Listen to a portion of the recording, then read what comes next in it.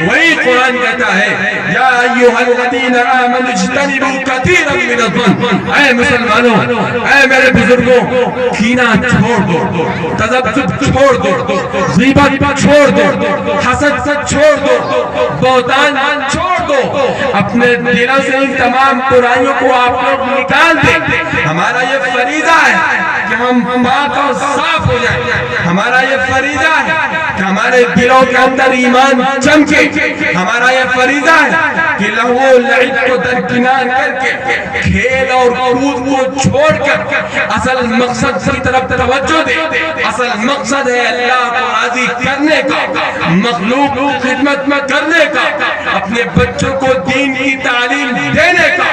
دین کی تعلیم سکھلانے کا، دین کی تعلیم سیکھنے کا، اس پر عمل کرنے کا،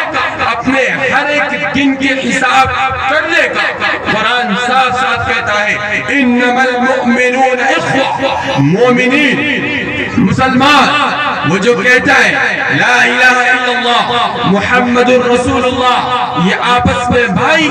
فاصلحوا بین اخویکم۔ آج اس مجلس نہ کسی مقرر کا بیان ہے، نہ کسی بلیغ والے کا، نہ کسی ادیب کا، میں ایک ادنا سا طالب علم ہوں، میرے پاس نہ کوئی الفاظ، نہ کوئی جملے، نہ کوئی ادبی شہپارے، میرے بڑے بھائی یہاں موجود ہیں، وہ ابھی بیان کریں گے، آپ ان کی باتوں سے مستفید ہوں گے۔ میرے پاس صرف ایک بات ہے، آج ہم بدلنے کے لیے آئے، آج ہم بدل کر جائیں گے۔ ہم یہ وہ محفل نہیں ہے، یہ وہ جلسہ و جلوس نہیں ہے کہ 100 لوگ پنڈال میں ہوں، 200 چوراہے پہ، 300 کنارے بیٹھے ہوں، 500 روڈوں پہ ٹہل رہے ہوں۔ یہ وہ محفل نہیں ہے، یہ وہ محفل اللہ کی وہ محفل ہے جس محفل کے اندر ایک حافظ حفاظ کرام کی ایک جماعت آئی ہوئی، ان سب کے دلوں میں ایک تکلیف، ایک بڑھن اپنی اس امت سے، اپنے اس قوم کے لوگوں سے وہ تکلیف یہ ہے۔ اے لوگوں، اے مسلمانوں، اے عباد اللہ، اگر کسی کو عباد اللہ کہنے سے تکلیف ہو تو آگے مجھے مار لے، لیکن یہ وعدہ کرے مجھ سے آج سے نماز ترک نہیں کرنی، آج سے جھوٹ نہیں بولنا، آج سے غیبت نہیں کرنی، آج سے بہتانی نہیں کرنی، آج سے کسی علماء کی برائی نہیں کرنی، آج سے کسی حافظ کی برائی نہیں کرنی، اپنے دل کے اندر کینہ کو نہیں آنے دینا، شیطان کی بات کو نہیں ماننا۔ اے میرے بزرگوں، میں بھیک مانگتا ہوں، میں سامنے اپنے ہاتھ کو پھیلا کے کہتا ہوں، نہ میرے پاس الفاظ ہیں، نہ کوئی بات ہے، اللہ کے نبی کی بات کہتا ہوں، قرۃ عینی فی الصلاۃ، میری آنکھوں کی ٹھنڈک نماز میں ہے، میری آنکھوں کی ٹھنڈک نماز میں ہے۔ رات کو جاگنا ضروری نہیں ہے، رات کو جلسے جلوس میں رہنا ضروری نہیں ہے، راتوں رات نفلیں پڑھنا ضروری نہیں ہے، راتوں رات لوگوں کی خدمت کرو، لیکن فرائض کو نہ چھوڑو، لوگوں کو کھلاؤ، بیٹوں کو کھلاؤ، لیکن ساتھ میں نماز کو بھی پڑھاؤ، دین کی تعلیم بھی دو، خود بھی پڑھو۔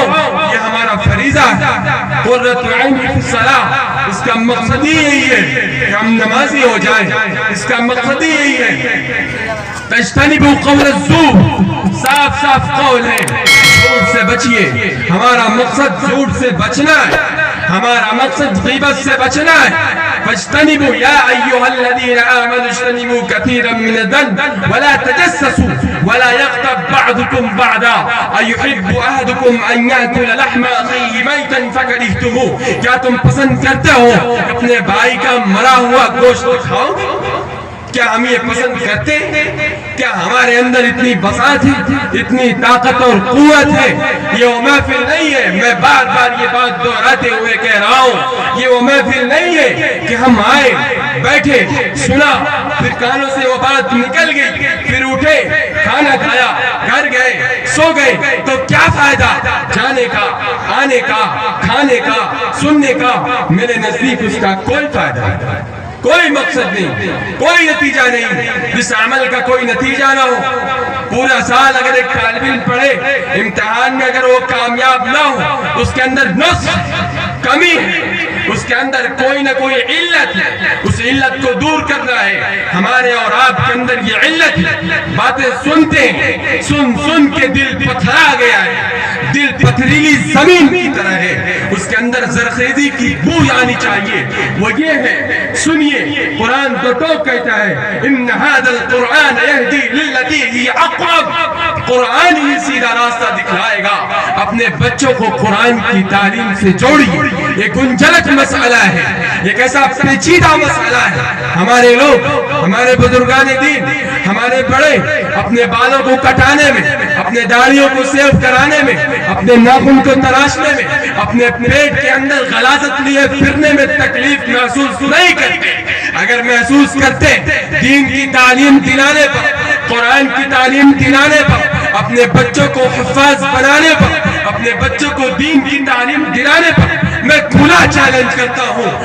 ان علماء کے سامنے آپ آ کے دیکھ لو، ایک سے ایک لیکچر انگلش کا اسپیشلسٹ اگر آپ کو دیکھنا ہے، دیوبند کے فضلہ میں آپ دیکھیے، واجد نسیم یاسر ندیم الواجدی مدذلہ العالیہ دعوت برکاتہ العالیہ، ایک بے شمار، ایک نہایت قیمتی سرمایہ ہے۔ آپ علماء کی مدارس کو دیکھیں، آپ کسی بھی طریقے، کسی بھی طبقے سے منسلک ایک انسان کو دیکھیں جو دین کی تعلیم کو سیکھتا ہو، قرآن کو اپنے دل میں بسایا ہو، قال اللہ وقال الرسول کی صدا کو لگاتا ہو، وہ اعلیٰ و بالا